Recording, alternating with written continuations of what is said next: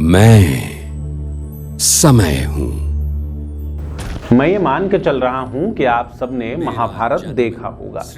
महाभारत की शुरुआत में एक चक्र आता है जिसे समय का चक्र कहते हैं।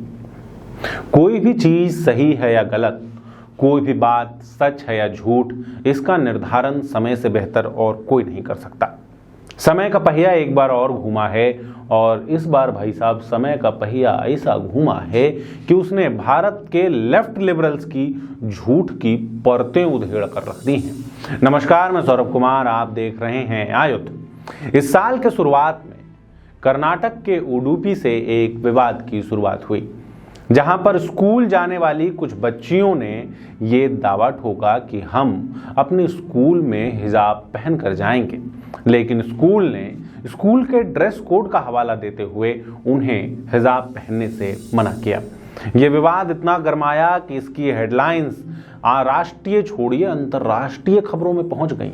लेकिन अब एक ऐसी घटना सामने आ रही है जो इस विषय पर बोले गए लेफ्ट लिबरल्स के झूठ और नैरेटिव के परतें खोल कर रख देता है। और हमारे आज के वीडियो में हम इसी बारे में विस्तार से चर्चा करेंगे।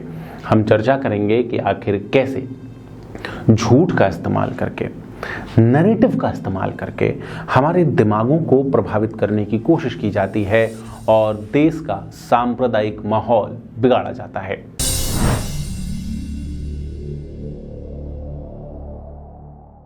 उडुपी के एक क्लासरूम से विवाद की शुरुआत हुई थी, जहां पे कुछ बच्चियां हिजाब पहनने पर अड़ी हुई थीं और बाकी बच्चे कह रहे थे कि अगर आप अपना धार्मिक प्रतीक पहन कर आएंगे तो हम भी अपने धार्मिक प्रतीक पहन कर आएंगे। एक वीडियो सोशल मीडिया पर वायरल होता है और देखते ही देखते राष्ट्रीय अंतर्राष्ट्रीय मीडिया इस मामले की तरफ कूद पड़ती है। इसको खूब सारा कवरेज, खूब सारा स्पेस मिलता है। प्राइम टाइम पर एक स्कूल के क्लासरूम से उठे विवाद के ऊपर चर्चाएं होती हैं। बड़े बड़े नेता आते हैं। मामला सेशन कोर्ट, हाई कोर्ट से निकलते हुए सुप्रीम कोर्ट तक पहुंच जाता है।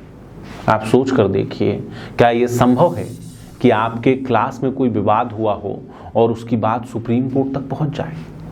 सुप्रीम कोर्ट में भी हवाला ये दिया जाता है कि इस मामले पर जल्दी से जल्दी फैसला सुनाया जाए ताकि बच्चियों की परीक्षा ना छूट जाए। साल खराब, बताइए, परीक्षा नहीं छूटे इसके लिए सुप्रीम कोर्ट चले गए। खैर, सुप्रीम कोर्ट ने भी कहा कि मामले को ज्यादा सेंसेशनलाइज करने की आवश्यकता नहीं है, ये मामला उतना बड़ा नहीं है। अब कोर्ट ने भी ये माना है कि स्कूलों को यह अधिकार है कि वो अपने यूनिफॉर्म खुद तय कर सकते हैं। लेकिन मामले के डेप्थ में चलते हैं, आखिर हुआ क्या। जैसे ही ये वीडियो सामने आया उसके बाद ट्विटर हैंडल्स एक्टिव हुए। वैसे ट्विटर हैंडल्स जिन्होंने मुस्कान को बहादुर, हिम्मती नायिका दिखाने के प्रयास किए। ऐसा दिखाया गया कि हिजाब पहनकर मुस्कान ने बहुत बहादुरी का काम किया है, बहुत बड़ा काम किया है। उसके बहादुरी के गीत गाए गए, कविताएं लिखी गई, उसके ऊपर पेंटिंग्स बनाए गए। उसके बाद मामले की परतें तब खुलनी शुरू हुई जब कर्नाटक की सरकार ने हाई कोर्ट में यह कहा कि इस मामले के पीछे पीएफआई का हाथ है। वही पीएफआई जो आजकल छापों के कारण चर्चा में है। 2021 तक कोई भी बच्ची हिजाब पहनकर स्कूल नहीं आती थी, लेकिन उसके बाद पीएफआई ने एक अभियान की शुरुआत की। इस अभियान में सोशल मीडिया के माध्यम से मुसलमानों से यह आग्रह किया गया कि आप अपने धार्मिक प्रतीक चिन्हों के साथ ही निकलें ताकि आपकी धार्मिक स्वतंत्रता मजबूत हो, धार्मिक पहचान मजबूत हो। इसी बहकावे में आकर इन बच्चियों ने सब कुछ किया। उसके बाद बीबीसी मुस्कान की बहादुरी पर स्टोरी करने के लिए घर तक पहुंच गया। द वायर, एनडीटीवी जैसे संस्थान मुस्कान के बहादुरी के ऐसे किस्से गाने लगे कि मानिए वो कोई सीमा फतेह करके आई हैं। यहां तक बात फिर भी ठीक था। उसके बाद तालिबान के प्रवक्ता वो भी मुस्कान के समर्थन में खड़े हो गए। उन्होंने कहा कि हिजाब पहनकर इस बालिका ने बहुत बहादुरी का काम किया है। और उनके बयान की एक पंक्ति जो ध्यान देने के लायक है, जिसमें वो कहते हैं कि Islamic values are greater than any national culture. यानी किसी भी देश की संस्कृति से ज़्यादा बड़ा इस्लामिक नियम है, इस्लामिक कानून है और उसका पालन किया जाना चाहिए। इस्लामिक कानून, यही इस्लामिक कानून ईरान में भी लागू है। यही इस्लामिक कानून इस चीज़ के लिए महिलाओं को बाध्य करता है कि वो हिजाब और बुर्का पहने। भारत में जहां लेफ्ट लिबरल्स बुर्का और हिजाब का समर्थन करते दिखते हैं, वहीं जब इस्लामिक देश ईरान की महिलाएं सड़कों पर उतर गईं इसी हिजाब और बुर्के का विरोध करते हुए, तो लेफ्ट लिबरल्स उनके समर्थन में भी खड़े हो गए। क्यों? इनका उद्देश्य हिजाब या बुर्के का समर्थन और विरोध करना नहीं, इनका उद्देश्य देश में अशांति फैलाना है, केओस फैलाना है। क्योंकि भारत में हिजाब और बुर्के का समर्थन करने पर केओस फैल रहा था, क्योंकि ईरान में हिजाब और बुर्के का विरोध करने पे केओस फैल रहा है। तो ये ना इधर के हैं ना उधर के हैं, ये बस केओस के हैं, ये बस अव्यवस्था के साथी हैं। ईरान में बुर्के के विरोध में हो रहे प्रदर्शन हिंसक हो गए हैं। वहां पर एक महिला की हत्या कर दी गई थी। क्यों? क्योंकि उसने बुर्का गलत पहन रखा था, जिसके बाद तमाम सामाजिक संगठन और महिलाएं सड़कों पर आईं। अब विरोध प्रदर्शन इतने हिंसक हो गए हैं कि ईरान को अपने कई बड़े शहरों में इंटरनेट बंद करना पड़ा है।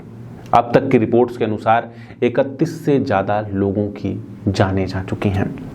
जहां एक तरफ ईरान की महिलाएं, एक इस्लामिक देश की महिलाएं हिजाब और बुर्के का विरोध कर रही हैं, वहीं पीएफआई और लेफ्ट लिबरल्स भारत की छोटी छोटी बच्चियों को बता रहे हैं कि बुर्का पहनना ज़रूरी है, स्कूल भी जाओ तो हिजाब पहन के जाया करो।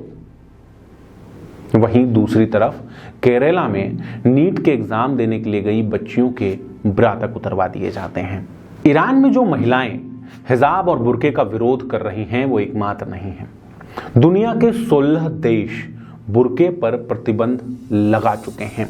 सबके अपने अपने तथ्य हैं, अपने तर्क हैं। मेन चिंता तो सुरक्षा की है, क्योंकि बुर्के के अंदर नगमा है कि अब्दुल है ये पता चल नहीं सकता, और धार्मिक स्वतंत्रता है, धार्मिक प्रतीक चिन्हों की स्वतंत्रता है, तो आप बुर्का उतारने के लिए कह नहीं सकते। ऐसे में कई चोरी और आतंकवाद के घटने में बुर्के और हिजाब का इस्तेमाल किया जाता है। इसके साथ ही अगर महिला की बात करें, उस महिला की बात करें जो बुर्का पहन रही है, तो डॉक्टर्स भी कहते हैं कि उसके स्वास्थ्य के लिए अच्छा नहीं है। द गार्डियन में छपी एक रिपोर्ट के अनुसार बुर्का पहनने से महिलाओं को hair loss, hearing loss, skin problems, सरदर्द, कार्डियक डिसऑर्डर, अस्थमा और तमाम तरह के मेंटल डिसऑर्डर हो सकते हैं। सबसे पहले तो एक महिला के अंदर का विश्वास, उसके अंदर की आत्म शक्ति चली जाती है। समाज के सामने अपना चेहरा लेकर आने की उसकी हिम्मत चली जाती है। इन सब के बाद भी एक मामला तो यहाँ शांत हो गया है, लेकिन कुछ महीनों के अंदर, कुछ सप्ताह के अंदर शायद ये लेफ्ट लिबरल्स दूसरा एजेंडा लेकर आएंगे। वो आपको फिर से बताएंगे कि क्यों आपको भारत की व्यवस्था, भारत की सरकार की विरोध करने की आवश्यकता है, क्यों आपको भारतीय संस्कृति को नीचा दिखाने की आवश्यकता है, क्यों आपको देश में केओस फैलाने की आवश्यकता है, और इसके लिए वो दोबारा झूठ गढ़ेंगे। तय आपको करना है कि आप समय का पहिया घूमने का इंतजार करेंगे या फिर इनके पैटर्न को देखते हुए, इनके व्यवहार को देखते हुए इनके झूठ को पहले से समझ जाएंगे। अगर आपको हमारा आज का ये वीडियो अच्छा लगा तो नीचे सब्सक्राइब का बटन है, आप दबा दीजिएगा, अच्छा लगेगा। इसके साथ ही हम फेसबुक, ट्विटर और इंस्टाग्राम पर भी उपलब्ध हैं। आपका बहुत बहुत धन्यवाद।